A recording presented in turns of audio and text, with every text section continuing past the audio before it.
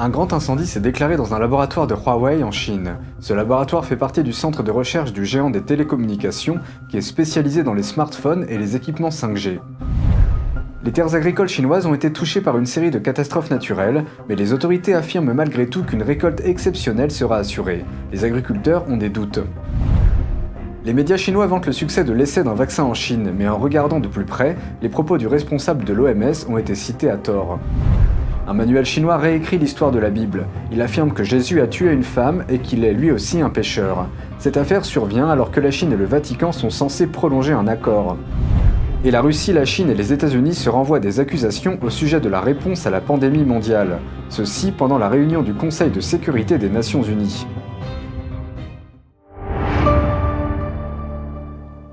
Bienvenue dans Regard sur la Chine, je suis Vladian Mitins.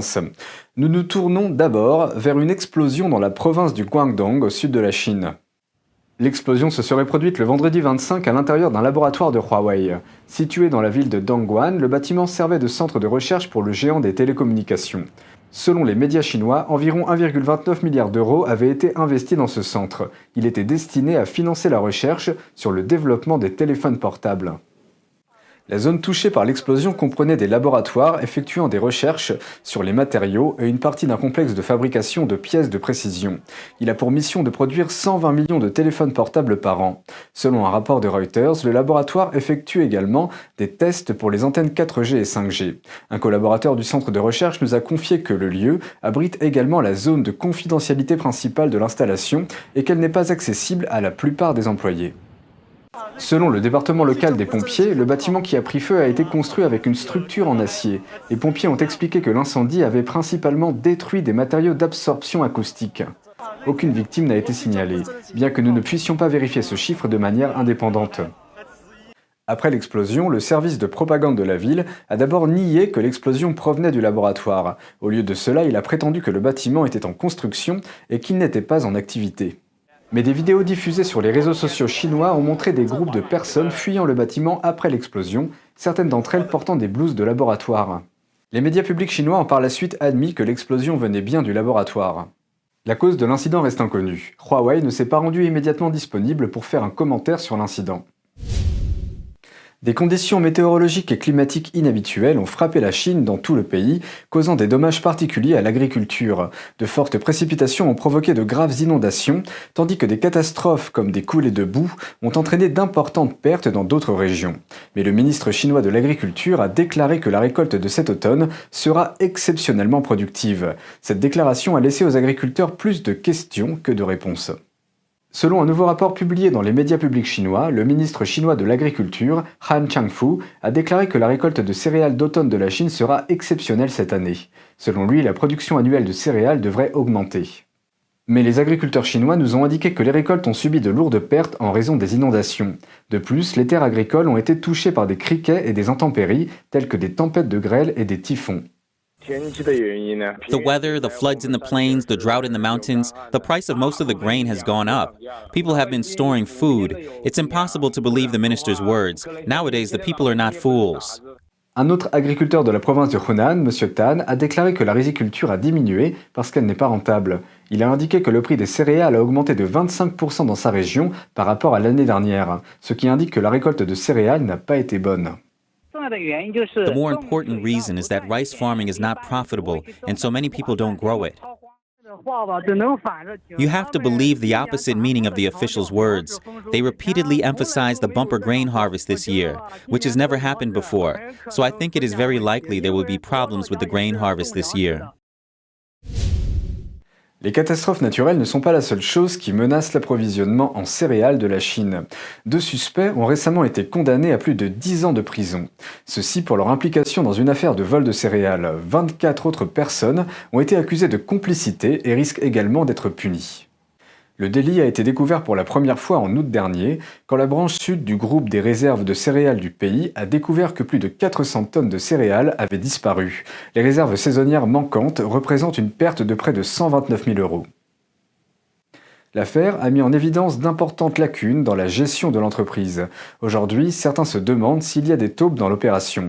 Selon le média chinois Inspection Daily, les voleurs de céréales ont pu obtenir plus d'argent en truquant le poids des céréales qu'ils ont vendues au grenier. Ils l'ont fait à l'aide d'un dispositif télécommandé caché dans la balance à grains. Les techniciens ont trouvé l'appareil pirate sur le circuit imprimé de la balance. Il permettait de modifier à distance le poids de la balance. Les vidéos de surveillance de l'entrepôt montrent également qu'en juillet dernier, 2 hommes se sont faufilés à l'intérieur de l'installation après minuit. Ils ont couvert les caméras de sécurité et sont restés à l'intérieur du bâtiment pendant environ une demi-heure. Plus tard, les voleurs ont invité les agriculteurs à vendre des céréales à l'installation. Ils les ont tentés en leur disant qu'ils pouvaient ajouter du poids au grain avant de le vendre. Un poids supplémentaire signifie plus d'argent pour moins de céréales. Les vidéos de surveillance ont également montré que 3 hommes étaient souvent présents lorsque certains agriculteurs venaient vendre du grain. On pouvait les voir en train de se servir de quelque chose dans leur poche, dont on a vérifié plus tard qu'il s'agissait de la télécommande utilisée pour régler la balance numérique. En 6 jours, les voleurs ont ajouté du poids à plus de 80 camions de céréales d'environ 5 tonnes chacun. Selon les médias chinois, l'entreprise a depuis exclu la possibilité d'une taupe, mais les internautes ont remis en question cette déclaration, certains affirmant que les crimes technologiques dépendent des initiés. On peut lire dans un commentaire « Il y a un leader derrière les personnes arrêtées qui n'a pas encore été arrêté. Sinon, qui d'autre que quelques amateurs pourrait-il savoir qu'il y a un dispositif à l'intérieur du grenier ?» Les autorités chinoises ont changé la fin d'une histoire biblique. Le changement dans le texte affirme que Jésus serait un pécheur et qu'il aurait même tué une femme. Ceci arrive pendant que la Chine est censée prolonger un accord avec le Vatican. La Chine et le Vatican seraient sur le point de renouveler un accord historique. Cependant, un manuel scolaire chinois a été publié pour décrire Jésus comme un meurtrier. Dans l'histoire originale de la Bible, une femme était sur le point d'être lapidée pour avoir commis des actes d'adultère, mais Jésus est intervenu, lui pardonnant son péché et la laissant partir. Mais le manuel scolaire chinois décrit une fin différente. Il est écrit « Quand la foule s'est retirée, Jésus a lapidé la femme en disant « Moi aussi je suis un pécheur, mais si la loi ne pouvait être exécutée que par des hommes sans faute, la loi serait sans effet. » Le manuel est utilisé par les élèves des écoles professionnelles. Il enseigne l'éthique professionnelle et la loi, et a été approuvé par un comité d'examen relevant du ministère chinois de l'Éducation. Cette découverte intervient alors que le régime chinois et le Vatican seraient sur le point de prolonger un accord. Cet accord a été signé il y a 2 ans et permet à Pékin et au pape de nommer des évêques en Chine. La Chine compte environ 12 millions de catholiques. Ils sont divisés en 2 groupes, l'un dirigé par l'État et l'autre clandestin. Les pasteurs des associations d'État sont nommés par le régime communiste. Les associations d'État rejettent l'autorité du pape, tandis que les catholiques clandestins la reconnaissent et sont souvent persécutés pour cela. Mais selon l'accord, le pape a le dernier mot sur la nomination des évêques en Chine et est reconnu comme le chef de l'Église. Après la signature de l'accord, le pape a également reconnu 7 clercs ordonnés précédemment par le régime communiste. Certains critiques conservateurs considèrent l'approbation comme une capitulation face au régime communiste. L'accord est sur le point d'expirer le mois prochain et les États-Unis appellent le Vatican à y mettre fin. Dans un éditorial, Pompeo a décrit que les conditions des droits de l'homme pour les croyants religieux se sont détériorées suite à cet accord. Il a cité l'exemple d'un catholique chinois qui a été battu et mis en détention pour avoir refusé de rejoindre l'Église d'État. Sur Twitter, Pompeo a également écrit « Le Vatican met en danger son autorité morale s'il renouvelle cet accord. Il devrait rendre visite au pape à la fin de ce mois. » Les États-Unis, la Chine et la Russie ont échangé des mots forts lors de la réunion du Conseil de sécurité de l'ONU du jeudi 24. L'ambassadrice des États-Unis a critiqué le Parti communiste chinois pour sa dissimulation qui, selon elle, a transformé une épidémie locale en une pandémie mondiale. The world's scientists still do not have a complete understanding of the origins, characteristics, and spread of the virus, an understanding that only the Chinese Communist Party can provide.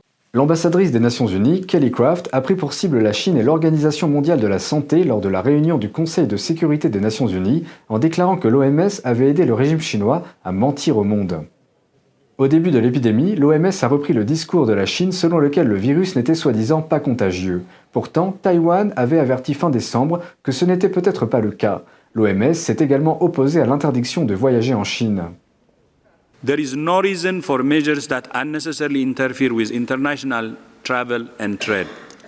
L'ambassadeur chinois a réagi avec colère, accusant les États-Unis de mal gérer leur propre contrôle du virus. I must say, enough is enough.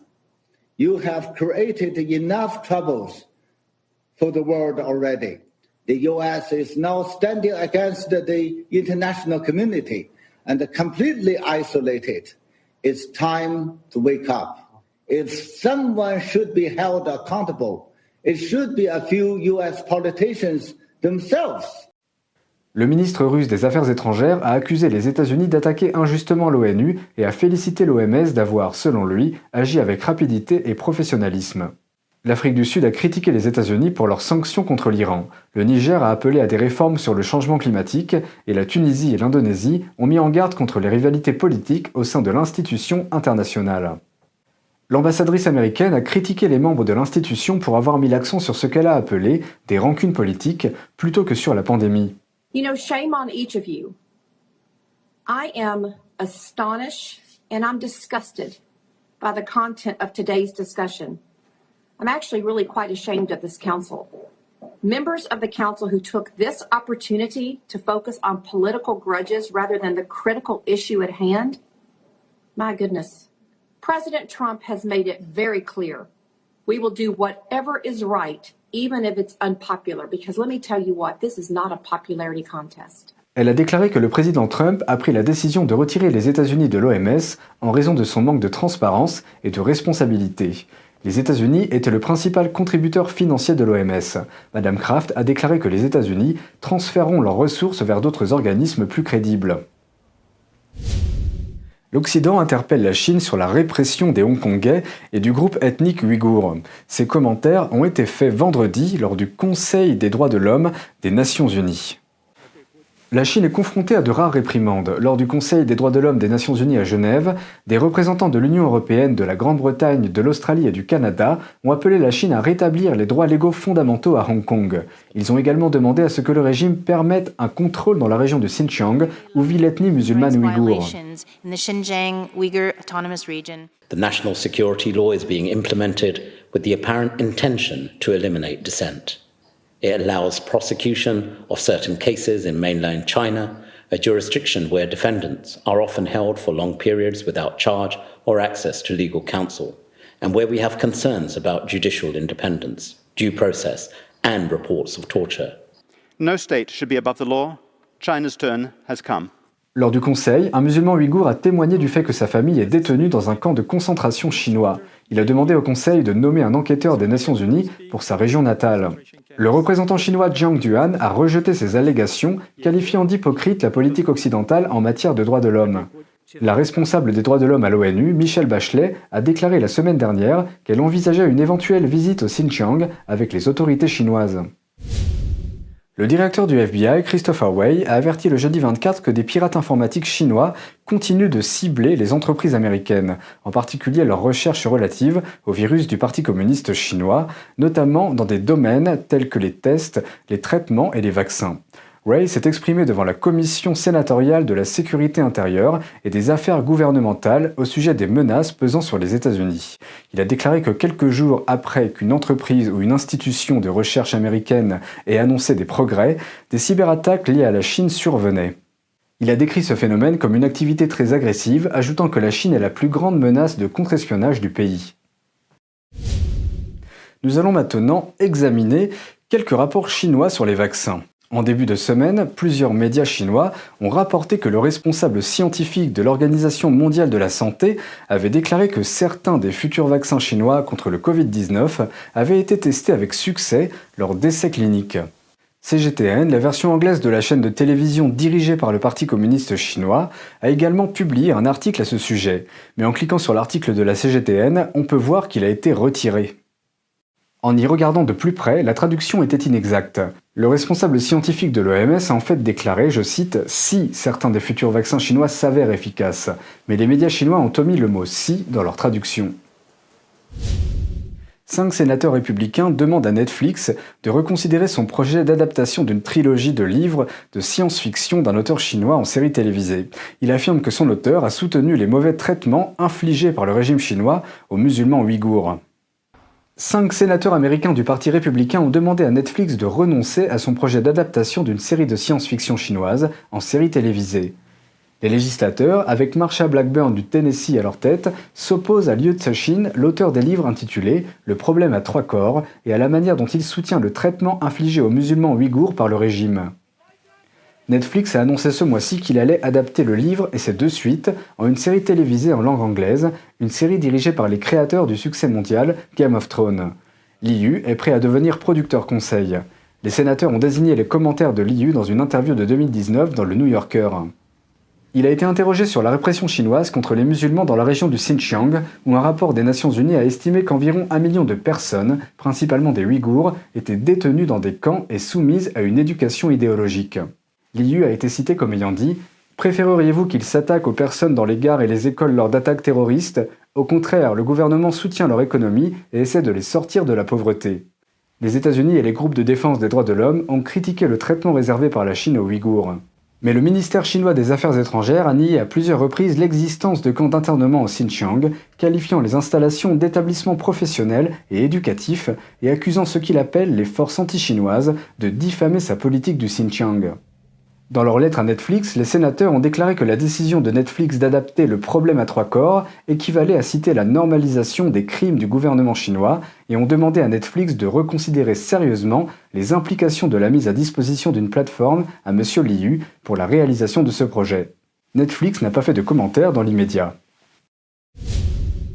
Et c'est tout pour aujourd'hui, merci d'avoir suivi Regard sur la Chine. On se retrouve demain pour une prochaine émission. N'hésitez pas à réagir, à commenter ou à vous abonner à la chaîne YouTube. Si vous êtes déjà abonné, vous pouvez cliquer sur le symbole en forme de cloche pour être tenu informé en temps réel de la publication de nos vidéos. Très bonne soirée et à bientôt.